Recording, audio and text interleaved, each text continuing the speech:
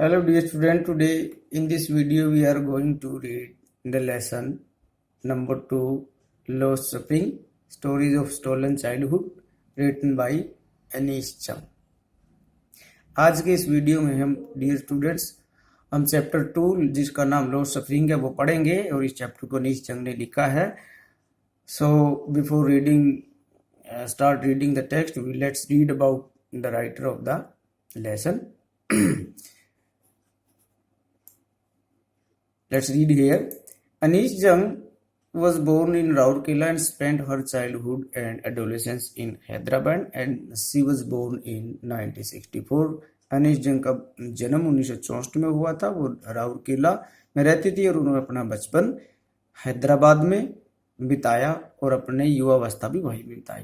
She received her education in Hyderabad and in United States of America. उसने अपनी education Hyderabad में और United states में पूरी की. Her parents were both writer. उसके पेरेंट्स दोनों राइटर थे. Anees Jung began her career as a writer in India. और अनीश जंग ने भी अपना कैरियर का राइटिंग का कैरियर ही यानी लिखना ही शुरू कर दिया, लिखने का काम ही अपना लिया. She has been an editor and columnist for major newspapers in India and abroad. वो विदेश में भी और भारत में भी मुख्य समाचार पत्रों की एडिटर रही हैं. And has authored several books. और उन्होंने कई पुस्तकें भी लिखी हैं. The following is an excerpt from her book title lost suffering. और ये स्टोरीज ऑफ स्टोलन चाइल्डहुड और ये एक्सपर्ट है उनकी बुक से ही लिया गया है जिसका नाम lost suffering stories of stolen childhood है. Here she analysis the grinding poverty and traditions which condemn the these children to live a life of poverty and exploitation. यहाँ पर उन बातों का वर्णन करती है कि किस प्रकार गरीबी और परंपराएं इन बेचारे गरीब बच्चों को एक मजबूरी और शोषण की जिंदगी जीने के लिए मजबूर करती है. So let's start reading the text. Before reading the text, let's come to know what is the essence of the lesson. The essence of the lesson is that the writer wants to raise the issue of child labor and poverty-stricken life of the poor children. यहाँ पर लेखिका गरीब और बाल मजदूर लोगों की गरीबी की बात को उठाती है कि किस प्रकार से ये लोग गरीबी भरा जीवन यापन करते हैं और किस प्रकार इनको जीवन की बेसिक फैसिलिटीज है उनसे डिप्राइव कर दिया गया है. वो जीवन की आधारभूत जो सुविधाएं हैं उनसे वंचित है और जिंदगी में किस प्रकार का समस्याओं का सामना करते हैं. So let's start reading. Some time I find a rupee in the garbage. ये in the beginning of the lesson with this sentence spoken by some person. शुरू में ही ये सेंटेंस आया है जो किसी आदमी ने बोला है. It means the lesson has an abrupt beginning. Lesson की एकदम से शुरुआत होती है. इट मीन्स दैट कि पहले से ही कोई ना कोई कन्वर्सेशन चल रही थी. So start reading. Why do you do this? I asked Sahib whom I encounter every morning scrounging for gold in the garbage dumps of my neighborhood. तो ये सवाल लेखिका साहिब आलम नाम के लड़के से पूछती है कि तुम ऐसा क्यों करते हो. साहिब नाम का लड़का एक रग पीकर है जिसको लेखिका अक्सर अपने पड़ोस में कूड़े के ढेर पर देखती है. तो एक दिन लेखिका ने सवाल उससे पूछ लिया, why do you do this? आप ये क्यों करते हो? आगे थोड़ा सा और साहिब के बारे में बताया गया है कि वो कौन है और कहां से आया. Saheb left his home long ago set amidst the green fields of Dhaka. His home is not even a distant memory. There were many storms and swept away their fields and other homes. And his mother tells him that's why they left, looking for gold in the big city where he now lives. तो पता चलता है कि हमें साहिब ने बहुत समय पहले अपना घर छोड़ दिया था और उसका घर ढाका में था. Dhaka is the capital of Bangladesh. Dhaka Bangladesh की राजधानी है. उनके घर और मकान और खेत तूफानों में बह गए थे, इसलिए वो अपना घर छोड़कर आ गए। उसकी माँ ने ये बातें, साहिब की माँ ने साहिब को ये बातें बताई थी। यही कारण है कि इन बड़े बड़े शहरों में वो अपना जीवन यापन करते हैं। Are looking for gold means to survive, to find livelihood. यहां पर मतलब है, गोल्ड का मतलब है कि जीवन यापन करना, अपनी आजीविका कमाना।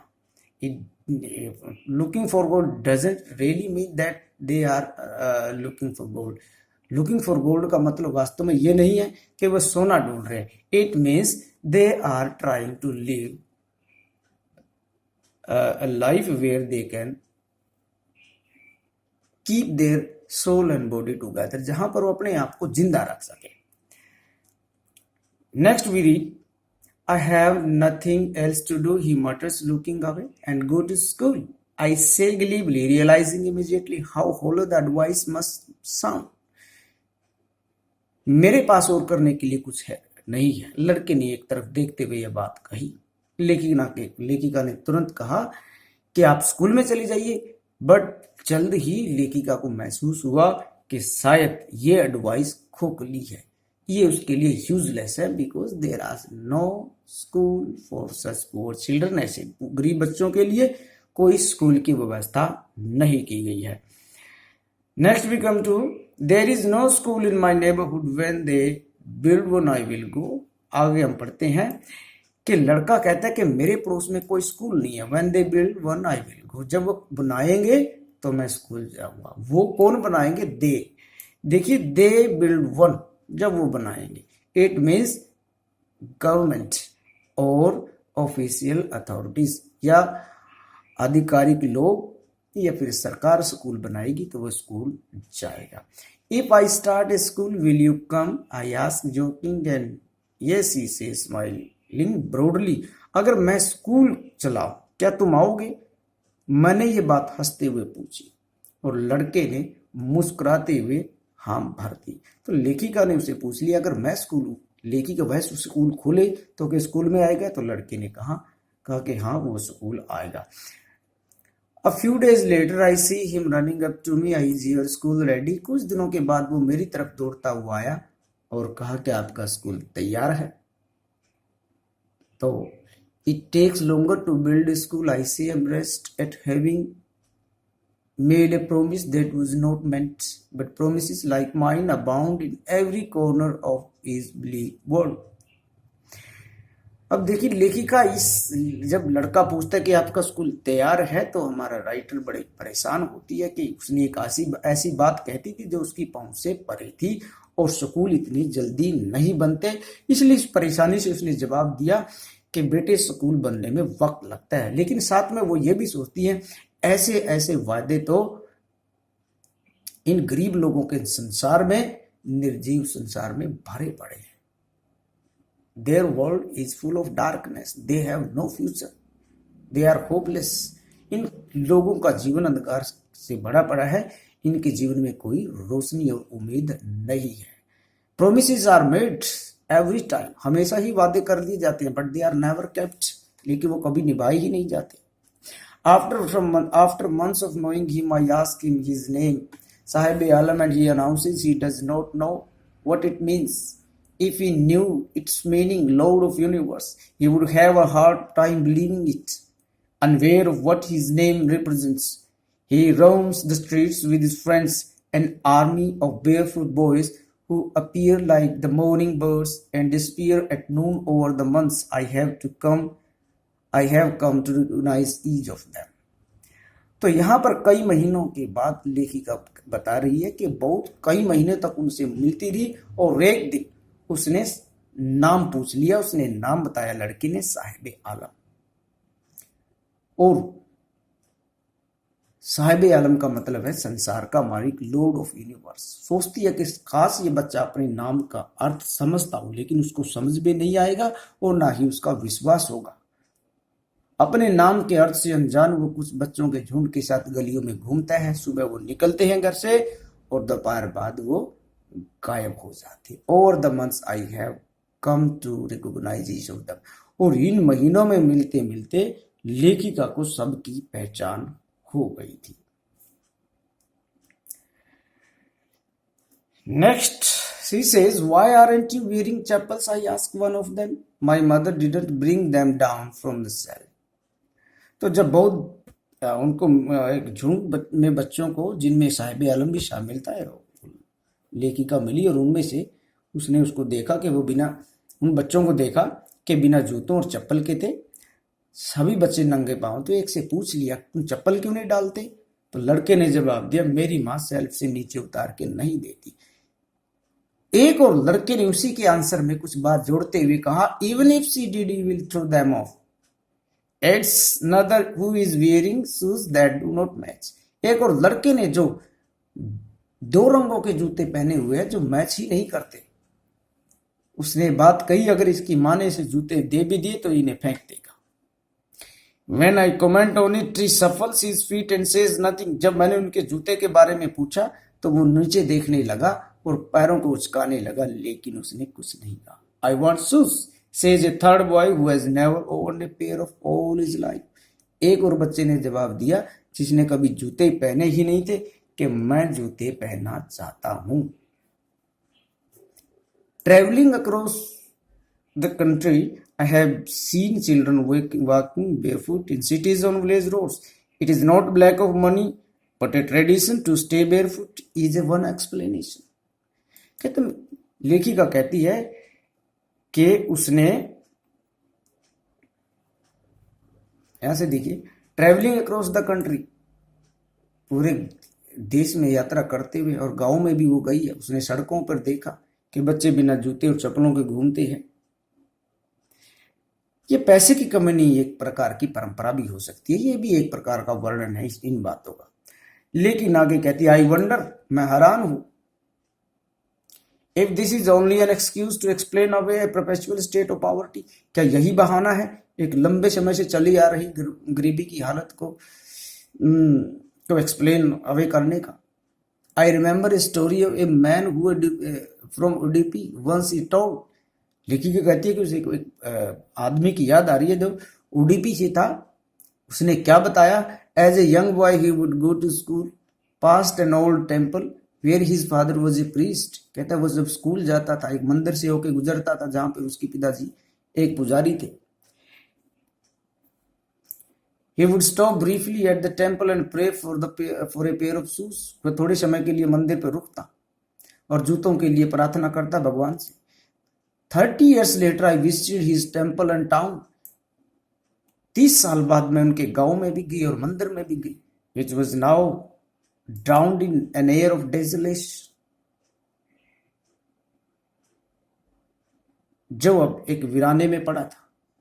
In the backyard, और मंदिर के पीछे, where lived the new priest, जहां पर एक नया पुजारी रहता था। There were red and plastic chairs। वहां पर प्लास्टिक की चेयर पड़ी थी जो व्हाइट और रेड कलर की थी। A young boy dressed in a grey uniform wearing socks and shoes। उसने एक लड़के को देखा जो ग्रे यूनिफॉर्म डाले हुए था, जूते भी डाले थे, चप्पल भी डाली थी। वो हाँफता हुआ आता है और अपना स्कूल बैग फोल्डिंग पिन पे फेंक देता है।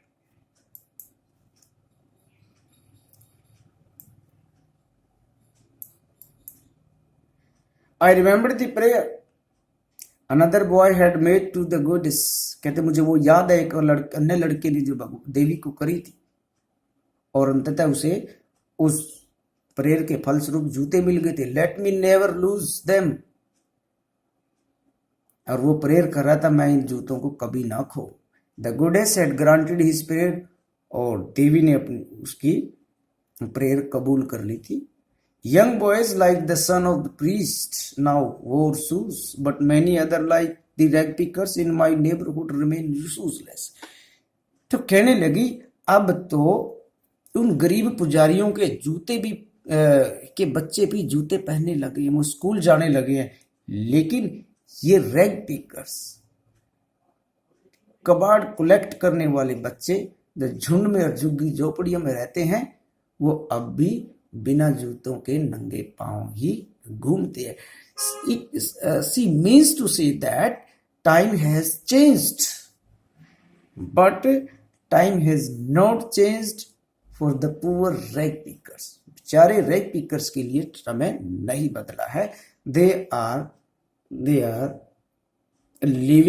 Are still living in the same poor condition. वो उसी गरीबी की स्थिति में रह रहे हैं।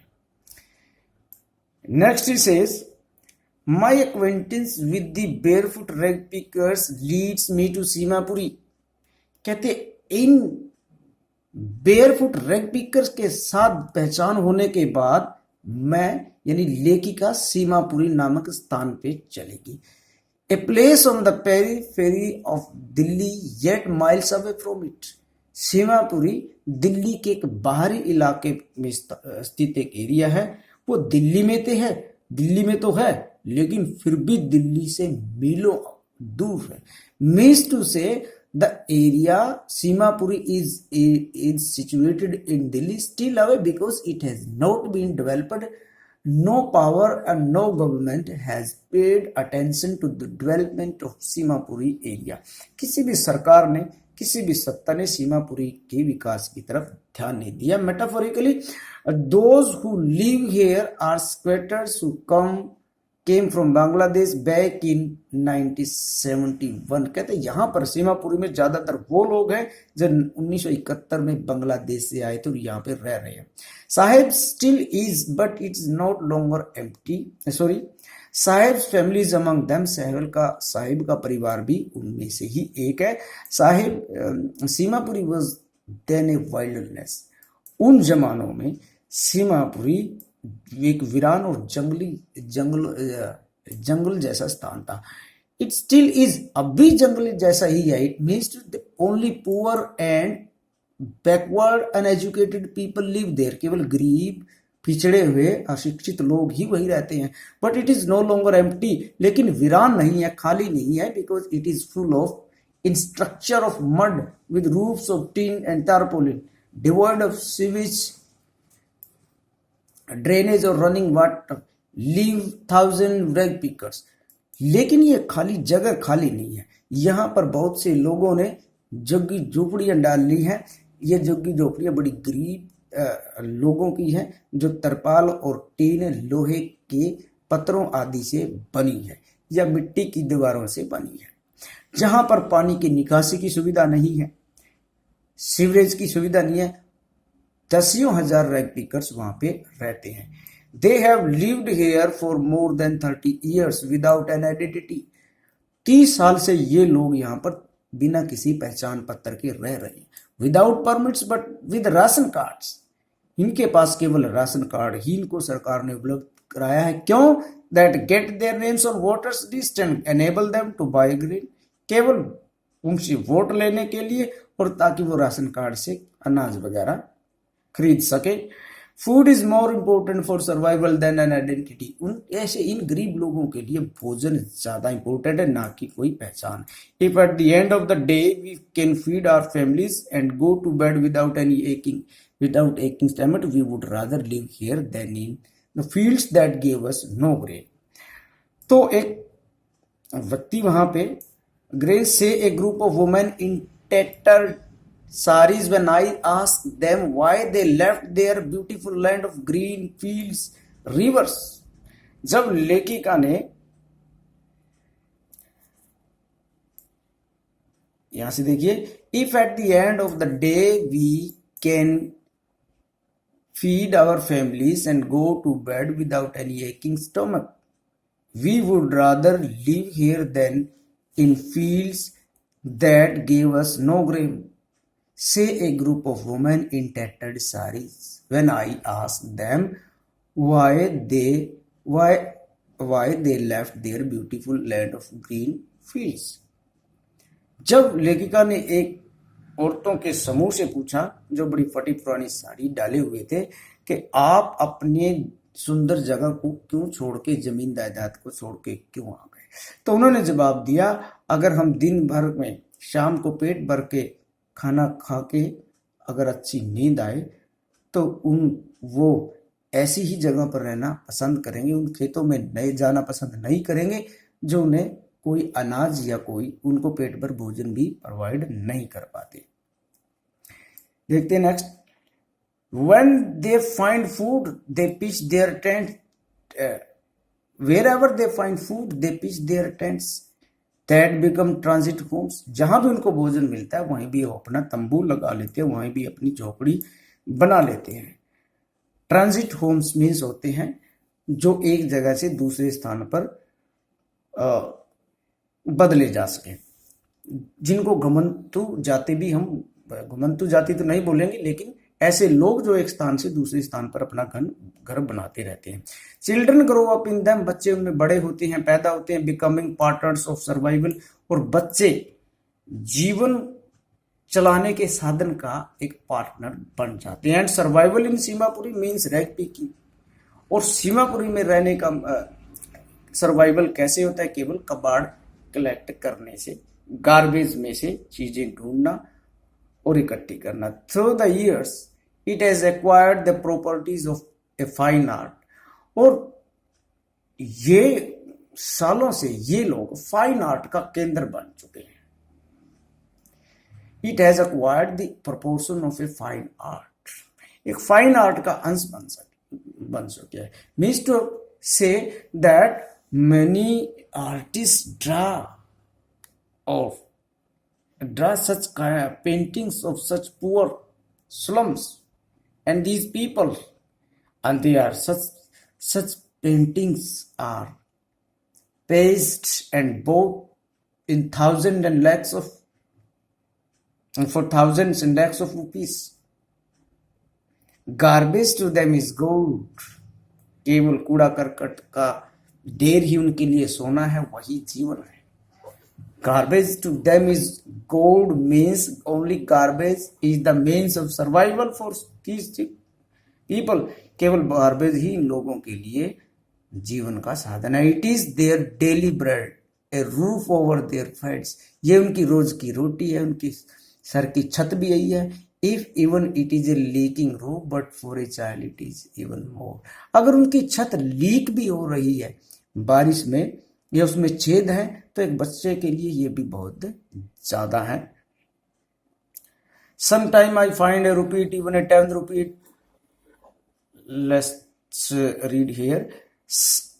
I sometimes find a rupee, even 10 rupee note. Sahib says his eyes lighting up. कई बार मैं या रुपया या 10 रुपए का नोट भी मिल जाता है। ऐसा कहते हुए साहिब की आंखों में खुशी चमक उठती है। When you can find a silver coin in a heap of garbage, you don't stop scrounging, for there is hope of finding more. जब आपको 1 रुपया गार्बेज में मिल जाता है तो आप रुकते नहीं, क्योंकि आपको उम्मीद है कि आपको और भी मिलेगा।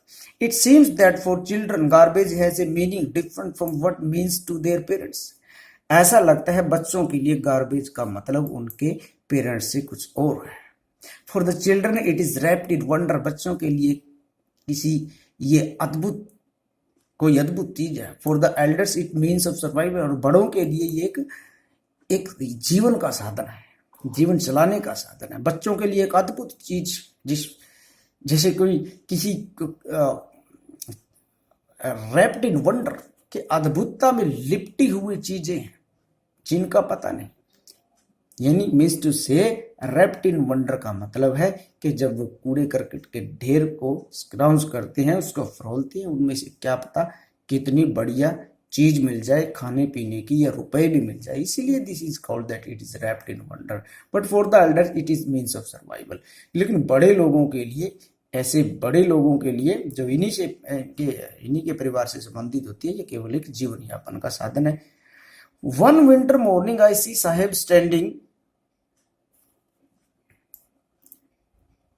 by the fenced gate of the neighborhood club watching 2 young men dressed in white playing tennis. एक बार मैंने साहिब को एक फेंस्ड गेट के साथ खड़े हुए देखा, और जो कि टेनिस खेलते हुए 2 लोगों को देख रहा था। I like the game he runs.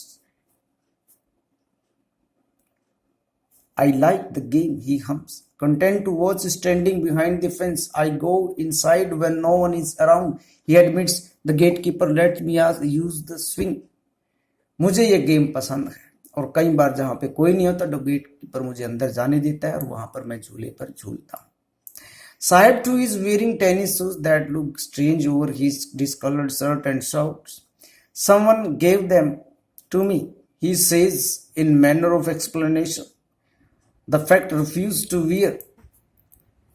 The fact that they are discarded shoes of some rich boy who perhaps refused to wear them because of hole in one of them.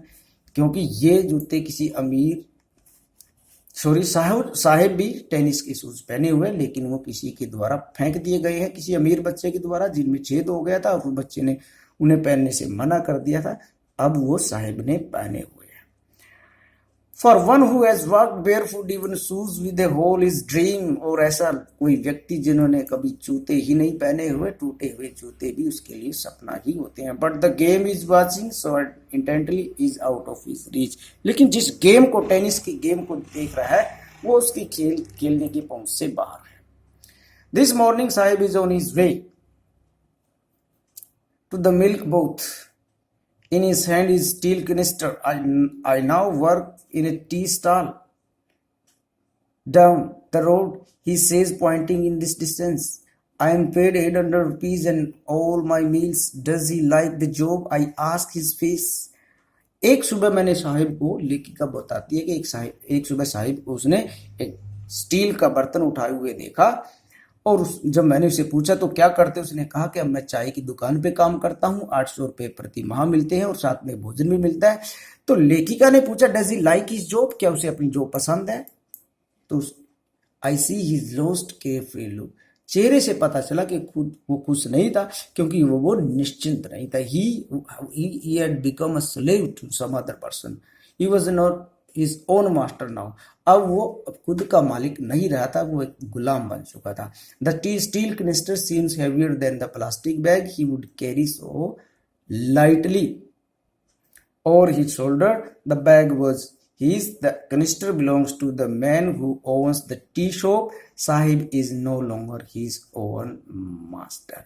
जो steel का बर्तन उसने उठाया हुआ था वो उसके शरीर से भारी लग रहा था, और ये उसका था जिसकी चाय की दुकान थी। अब साहिब खुद का मालिक नहीं रहा था। As I have told, he was a slave to a chai wala, and he was not his own master, he was not care free. अब उनका स्वामी नहीं रहा था, वो एक गुलाम बन चुका था। So dear students, this is the first part. In the second part of the lesson, we shall complete the chapter in next video. Thank you very much.